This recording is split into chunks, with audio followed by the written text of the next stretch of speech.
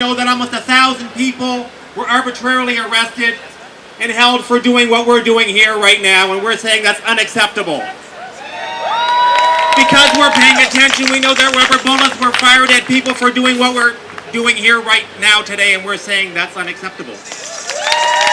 Because we're paying attention, we know that hundreds of people were held in cages for up to 36 hours for doing what we're doing here today, for being journalists, for taking pictures, or for coming out of a restaurant at the wrong time, and we're saying unacceptable. This is what democracy looks like. Tell me what democracy looks like. This is what democracy looks like. Tell me what democracy looks like. This is what democracy looks like. Tell me what democracy looks like. This is what democracy looks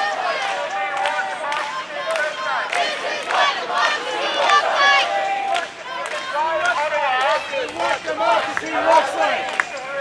I don't think he knows what democracy looks like. You're going to get a big chance for that. One more time as loud as you can. Show me what democracy looks like. This is what democracy looks like. Welcome one of the organizers, Ashley Fair. Ashley. Hi everyone, how are you doing? Good. That was a good march. Good march? Yeah. Okay, so good afternoon. I'm here to tell you about CAPP a little bit, but first, I want you to look at each other, and I want you to recognize each other, because all of you are extraordinary people. I know there's lots of people that aren't here today that are also extraordinary. Because of you guys, this is why CAPP exists, because it's important for everyone to be as involved as possible in the political processes so that things like what happens at the G20 don't happen. So using background history, back in January, CAPP was formed of concerned Canadians all across the country. We came together from all political parties and some of us from no political party at all. We were frustrated with the abuse shown by Prime Minister Stephen Harper when he shut down Parliament to avoid questions regarding the abuse of Afghan detainees. After Parliament was back in session, we continued with the purpose of increasing voter turnout and people's will to get involved in politics. Clearly it's working. You're all here. This is good. At the Toronto G20 Summit, we saw gross ignorance for the Charter of Rights and Freedoms. Today, we stand together all across Canada from coast to coast to call for public inquiry at all levels of government. We want to know who sent orders to detain over 900 peaceful protesters, who sent the orders to go into a designated protest zone, and who sent the orders to arrest completely uninvolved parties. Who did this and why? Today, we stand together to demand that our civil liberties be upheld at all times. This is what democracy looks like. This is what Canada looks like. Thank you. You from the Canadian Peace Alliance, the co-chair, and also a journalist, Derek O'Keefe.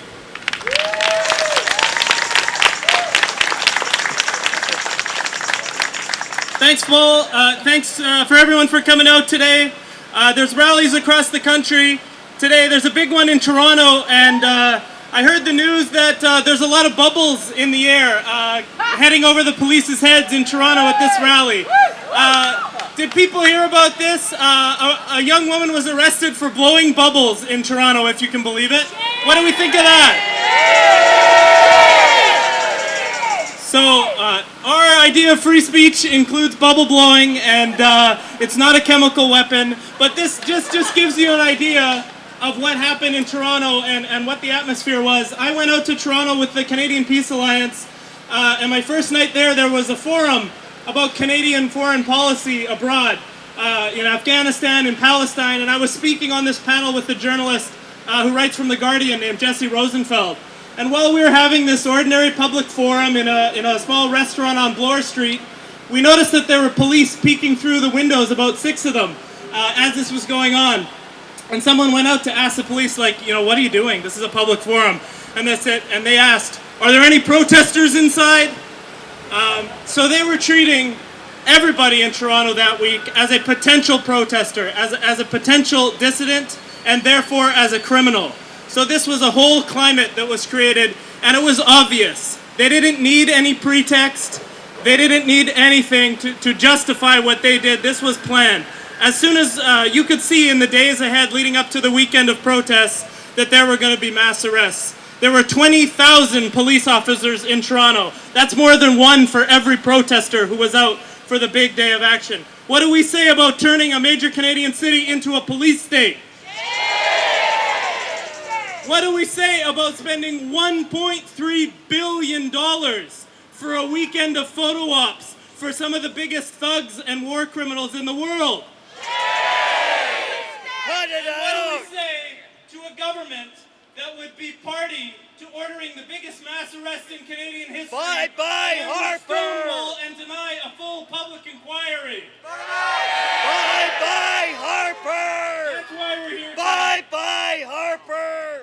I know some people have said the police weren't really doing their job, but if you think about it, in a society like ours with so many injustices, the police were doing their job, just in a little more over-the-top way than normal. They were serving and protecting, but who were they serving and protecting at the G20? They were protecting the criminals who are inside the fence. The criminals who are destroying our environment, the criminals who are waging illegal wars abroad, and the criminals who are attacking your rights every single day, who are attacking the poor people right across the country.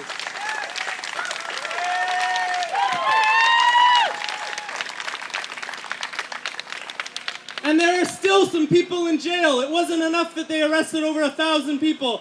They arrested journalists. They arrested that Jesse Rosenfeld, the young guy I was speaking with. On Saturday night, they punched him in the gut and hauled him away for witnessing a peaceful sit-in in front of the Novotel Hotel where delegates were staying.